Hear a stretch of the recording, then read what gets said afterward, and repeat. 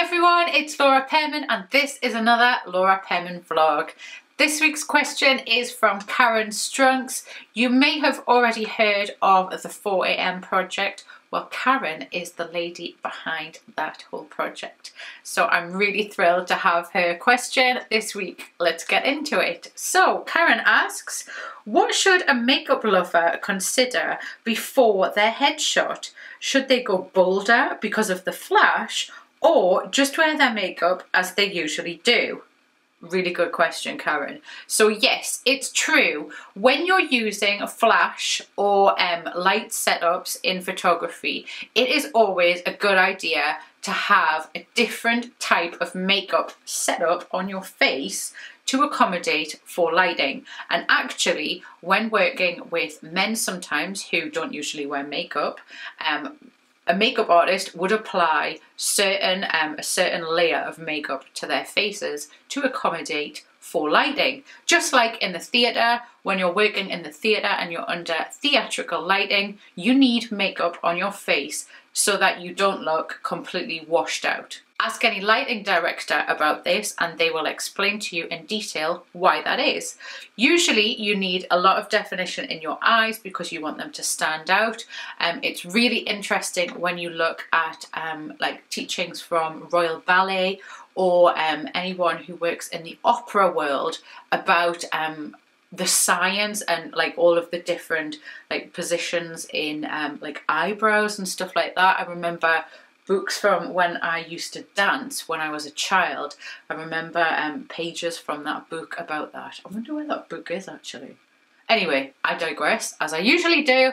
And yes, Karen, as a makeup lover, you probably know about adding different layers to your foundation base or adding a little more contouring, that kind of thing. So if you wanted to take care of your makeup yourself, you could probably do a little bit of planning to make sure that you've got a little bit more of a base there to accommodate for flash and for lighting.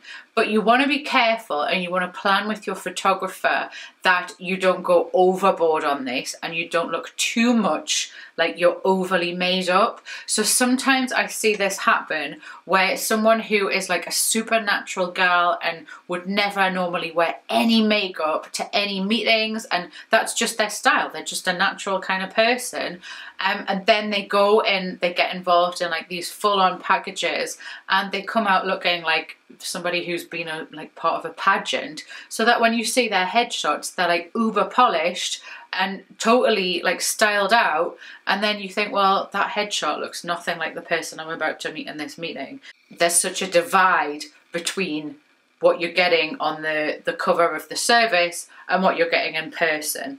You want a more polished version of who you are when you meet the person face to face, but you don't want it to be so different you look like two completely different people.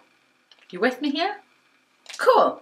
So I hope that answers the question, and I would always say that when in doubt you probably want to have a chat with a professional makeup artist and you want to develop a bit of a trust level with the makeup artist that you're working with. A lot of the time people are very wary and fearful about working with a makeup artist because they're worried that they're going to look like a clown or something, or they're worried that the makeup artist is going to do something that they don't feel comfortable with, and all of that comes from a fear of the unknown.